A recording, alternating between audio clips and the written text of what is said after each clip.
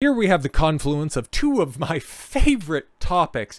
We have the whole TradCon grift influencer, and then we have Lauren Southern, who is the archetypal. She is the progenitor of this entire meme. Now she's trying to run it back. Now she's trying to change her image. What makes us even more insufferable, the people holding her up and then her also throwing her child under the bus in order to get some social media points. Like, it's absolutely insufferable. But Lauren Southern, how my trad life turned toxic.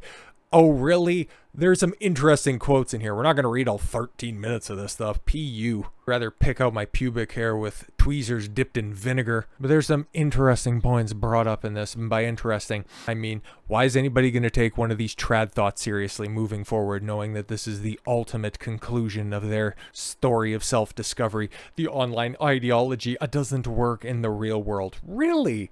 Really? Okay, is it the idea of being the stay-at-home wife, of being the stay-at-home mom for a husband, a father who's going to be a provider for the family? Or is the subject on display the real problem with this? Let's just hear the apologia before we end up getting into some of the topics, okay? I have no idea who this guy is, okay, be her leader, but these are the same type of people that are out there that never, ever, ever want to blame women for anything that's wrong in these scenarios. It's always guys. It's always the guy's fault in this situation. Which, yeah, I can sympathize with some of the points here, okay? Every marriage problem is ultimately a masculinity problem because men lead. Yeah, but here's something that you probably heard. If you opine about masculinity problems in marriage, you can't out alpha the state. If you wife up a trifling 304, she always has the law on her side. She has crocodile tears that can be shed in order to get a favorable outcome in the family courts. We've seen that time and time again. But every marriage problem is a masculinity problem. Tell that to Tom Brady and Gisele Bündchen. Tell that to every other high-profile example. Tell that to Brad Pitt and Angelina. Is it always the masculinity problem? Is it always the man's problem? Or are these women who are of legal age, who can vote, who can drink, who can smoke cigarettes, who can drive a vehicle, are they also responsible for their own decisions? All right, can we go ahead and find some middle ground here? If I ever disagreed with him in any capacity, he'd just disappear for days at a time. Yeah, I'd imagine it's probably just that simple. If we had a little disagreement, I couldn't imagine, you know, Lauren Southern, who you can go check out all of her interactions online. She just always seemed like the most peachy keen individual who would never, ever, ever become hysterical or overly emotional in a confrontation. No. She was just simply the doting housewife going, oh, if he ever disagreed with me, he would just do the masculine thing, knowing that there would only be one responsible conclusion to this altercation, and it would be for him to remove himself from the situation. But you're going to call that weak. I'm also going to call that the smart thing to do, given the fact that 911 is a simple phone call away, and oh yes, mandatory arrest laws, and the fact that the moment that police officers see a crying woman, their IQ drops precipitously. This is as absurd as revisionist history propagated by an out-and-out right-leaning feminist. Whenever I would do something, he would say, I'm going to divorce you, effeminate. Yeah, whenever I wouldn't do something, he would say, I'm going to divorce you. No, it's probably because you were dead weight. It's probably because you weren't fulfilling your half of the conversation, or I'm sorry, of the relationship. Rather, you thought that I could just go ahead and I could have this trad life experience. I could just be the stay-at-home mom and I wouldn't have to do anything to hold up my end of the bargain because I have the power of the government on my side. And I'm sure that was the first thing that would happen. Whenever I wouldn't do something, it's not clearly her being hysterical or her breaking out the histrionics. No, couldn't possibly be the case, but it's effeminate. All you do is sit around and take care of the baby and do chores. Again, there you have the all or nothing description. All you do is sit around and take care of the baby and do chores. Whiny. He was so much kinder, sweet, and more pursuant of me when I was the boss babe traveling the world working. Is that you reframing the relationship with certain hindsight in place? Was that you romanticizing the courtship period? I'm just wondering, careerist. Yeah, see, that's a problem right there. Kept demanding I contribute more financially, which given the fact that you want to frame all of this stuff around, I was being controlled in my relationship.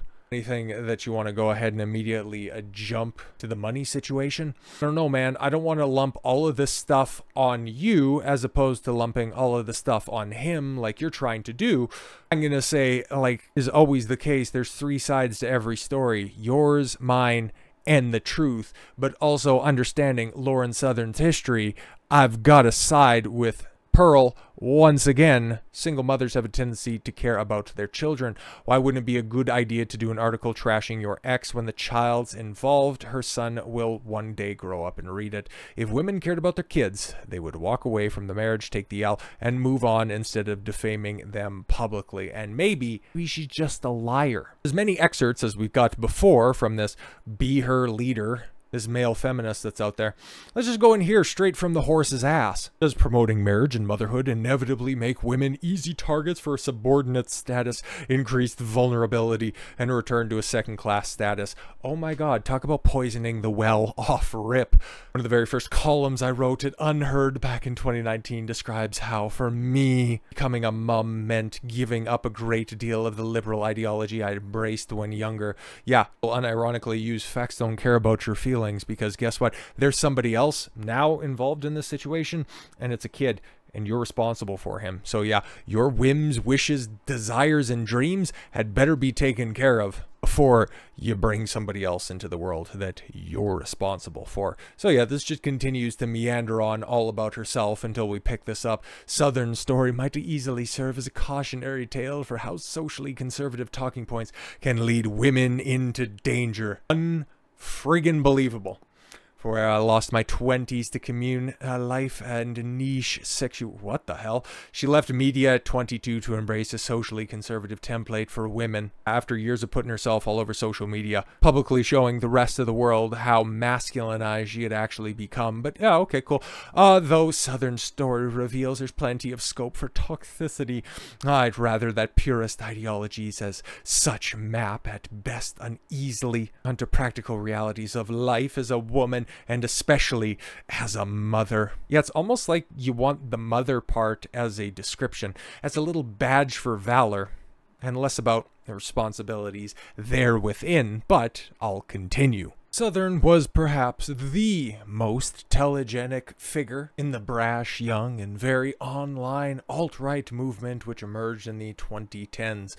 Very strange. Like, there's a lot to glean just simply from that opening statement right there. Okay, yeah, okay. Southern was the it girl. I could think of the 3 top big names that were coming out during that time. You obviously had Lauren, blonde-haired, blue eyes, 20-something. Yeah, of course she was gonna get seen, okay? You had roaming millennial Lauren Chen at the time, who is cut from a similar cloth, and Candace Owens, okay, red pill black. They were all basically doing the exact same stuff at the exact same time, catering to different demographics. There was a lot of overlap between Chen and Southern for very obvious simp-related reasons. Well, while Candace has probably been the one to fare the best out of the situation, because Chen never really ascended to those same high and lofty levels.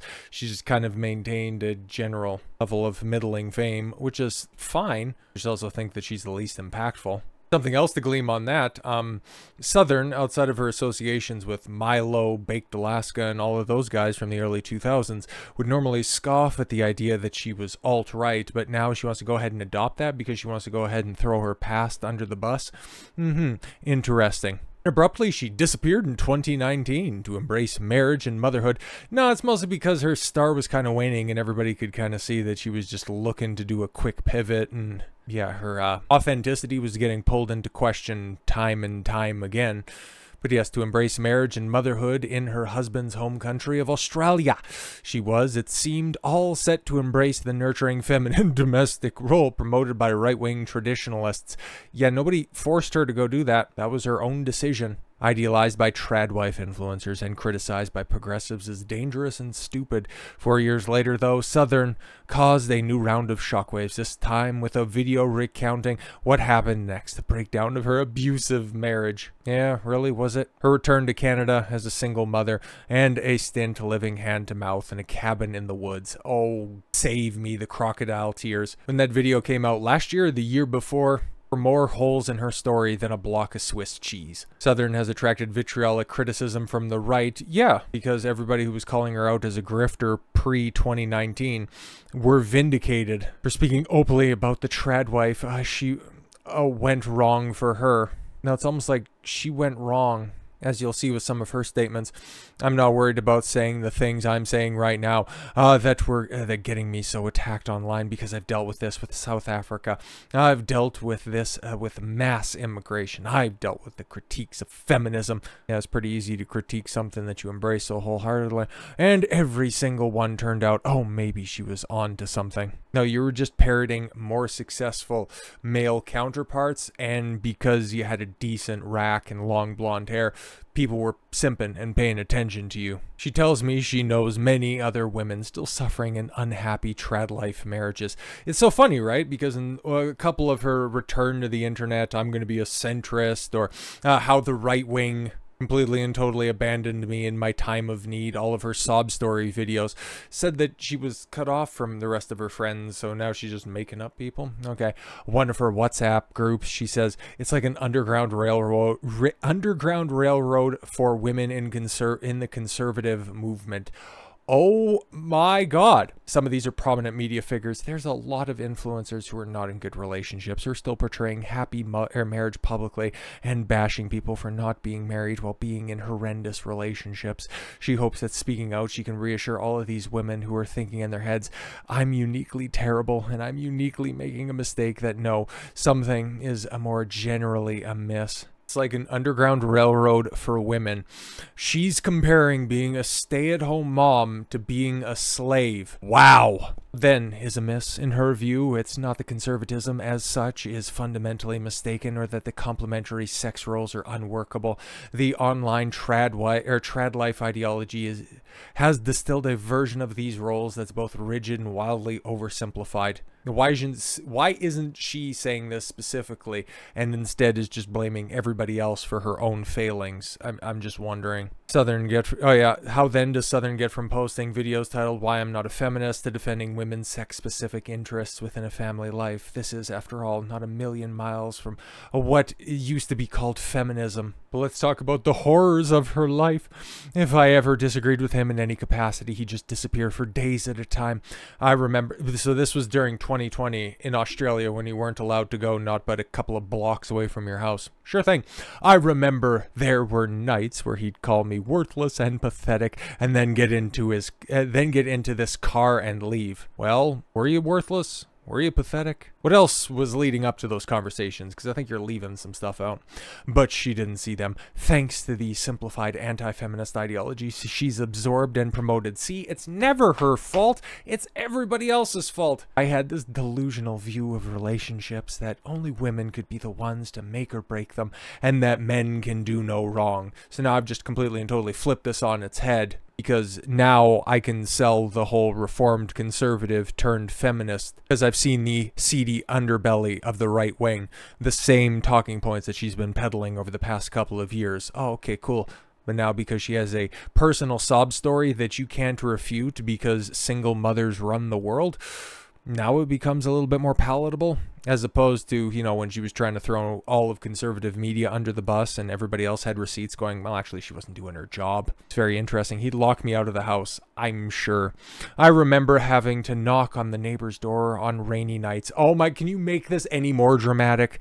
Because he'd get upset and drive off without unlocking the house. Oh, okay, right. It was very strange to go from being this public figure on stage with people clapping to the girl crying, knocking on someone's door with no home to get into, being abandoned with a baby. Oh my God. I used to get all this attention, and now I gotta make up stories in order to get the same amount of attention. Holy shit, bro. Whenever I wouldn't do something, he would say, I'm going to divorce you, so I felt like I had no other option. She assented.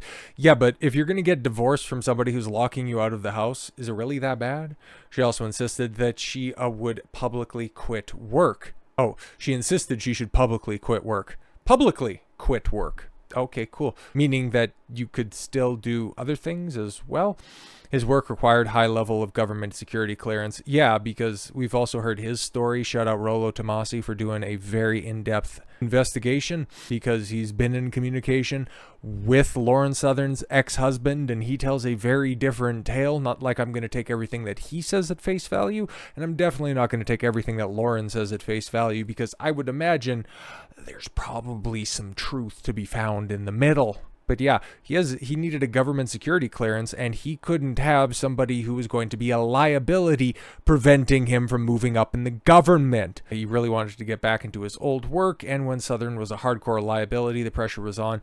It was like, Lauren, you got to hire lawyers, you got to disavow everything, you've got to never talk publicly again. I don't know about that, because your past can always be brought back, and if you do disavow everything, so color me a bit skeptical. So in 2019, she announced that she was leaving media and activism altogether. Yeah, and nobody cared. They were like, deuces, you're already irrelevant right now. I believed I had a certain role in my relationship, and as being more submissive one for my support, my husband's dreams. Yeah, and again, just go back to 2019. She was hitting a wall. Now she's just bracing for the one that she's about to hit in a couple years' time. But yo, this is the kicker right here. Then thousands of miles from friends and family, she reports becoming the closest thing to a modern day Western slave. Oh my God. How can you take anything that she says seriously moving forward with no income of her own? Was your husband just sitting on a pile of cash? Like, is that what we're doing here? She has no income of her own. She had to do everything. The lawns, the house, the cooking, the baby care, his university homework. I didn't know anymore. I didn't have any support. There was no help changing diapers. There was no help waking up in the night with the baby. I still have to get up. I still have to make breakfast before work. I'd be shaking and nervous for fear I'm going to get yelled at. Oh my God. Then he'd berate her for spending all her time on tasks other than earning money. I was told daily that I was worthless, pathetic, deadweight.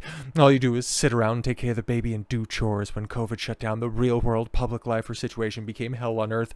It was, she said, the only time in my life where I idealized the dying. Oh my God. Be more dramatic, seriously. Instead, because of the lockdown, claustrophobia, blah, blah, blah. There's only so much of this drivel I can take. There's only one reason that she has to come back and continue to spin these tales. Like, look at how long this crap is. And if you've seen what she's done recently, you'll understand that she is just simply on to a new grift. She have an abusive relationship?